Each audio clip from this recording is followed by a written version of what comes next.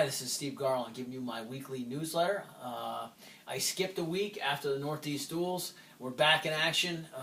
You can tell by the look on my face, we're pretty exhausted from traveling all the way to Northeast duels, and literally 2 days later, packing back up and heading right back out to Vegas. I mean, we didn't even have time to get the stuff out of my suitcase, and we were back on the flight. So it's been exhausting, it's been grueling, but it's been good. I mean, I think our first semester, if we look back on an 8-2 dual meet record with all with the tournament experience we had at Vegas and the results we had at Vegas, nothing but positive. I mean, geez, we've gotten our guys some of the best competition there is. I mean, just Blaze Butler alone. I looked at the national rankings today. Between the guys ranked of like 7 and 15, I think he's wrestled everybody in there. I mean, that's just amazing and it's only December. So.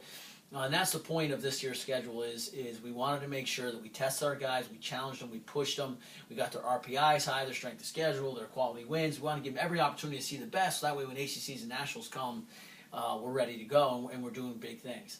So that was the theory. We think mission accomplished. Along the way, we had setbacks, we had trials, but we also had much more positives than negatives. So let me quickly give you the highlights from Vegas as I saw it.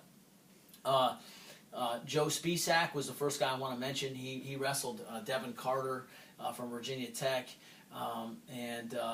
Look, he still lost, and Carter hit some big moves on him. But I'll tell you, it was Joe's approach. It was Joe's mental approach. It was Joe's spirit out there. It was the way he was fighting and attacking. That was what we were proud of. And he didn't do that against Devin in the dual meet.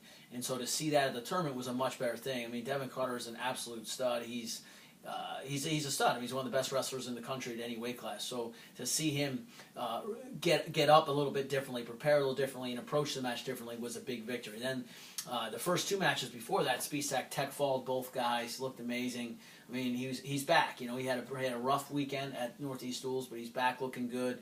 He got caught with the number 11 guy in the country from Northern Iowa in the placing round and lost a heartbreaker there. He was beating him the whole match, got caught on his back right at the end. So.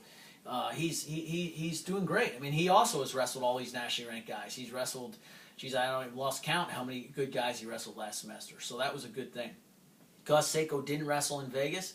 I made the decision to hold him because of he's a little banged up, and I wanted to make sure we did the right thing to protect the athlete and also to ensure him the best chance to have a long and healthy season moving forward. And that's all I'll say about that. But I know I've been getting a lot of questions, but that was my call there.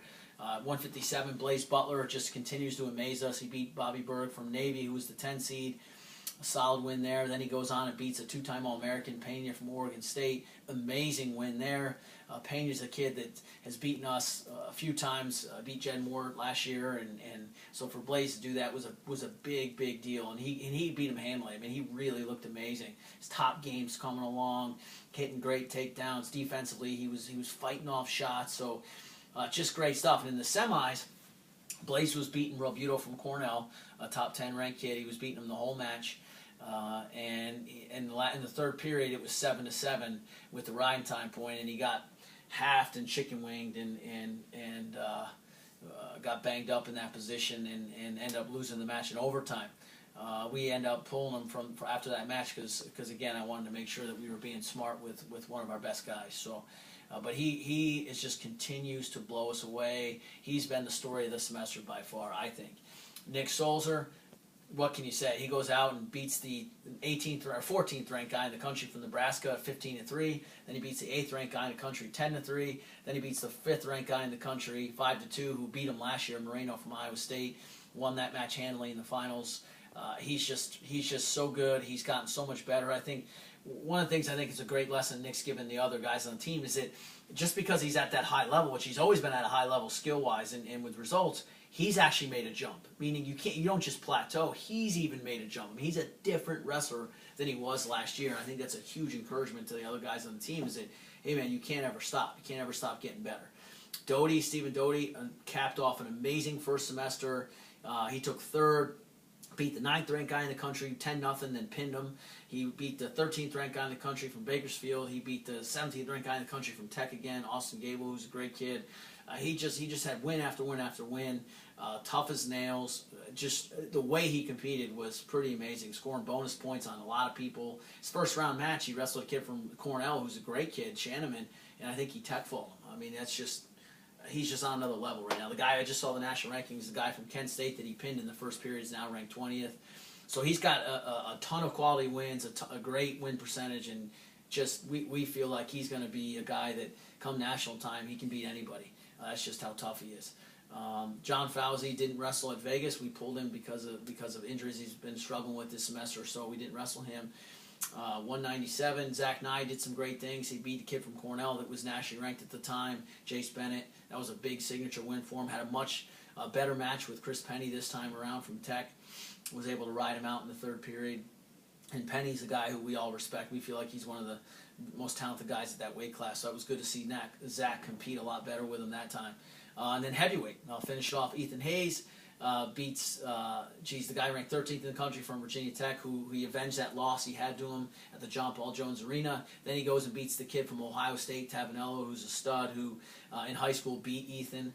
And then the semis, he lost in the semis to JT Felix, who's a total stud from Boise State. So for us, I mean, the tournament was loaded field. I mean, we placed ahead of Iowa State. We placed ahead of Virginia Tech, who's nationally ranked, as everybody knows. We placed ahead of so many good teams. So we're very proud of what we did out there, and hopefully you guys will be as well. I'm going to leave you with this. I try to leave every video with something motivational or something we're talking about the team with.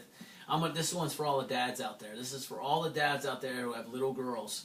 This is what I had to deal with over Thanksgiving break. I had to see the movie Frozen with my two girls, and this is the song that's been playing nonstop every day since. Do you want to build a snowman? Yes, I want to build a snowman. Yeah, that's what I've been doing for the past week and a half. So just for all the dads out there, that one's for you, man. Hang in there.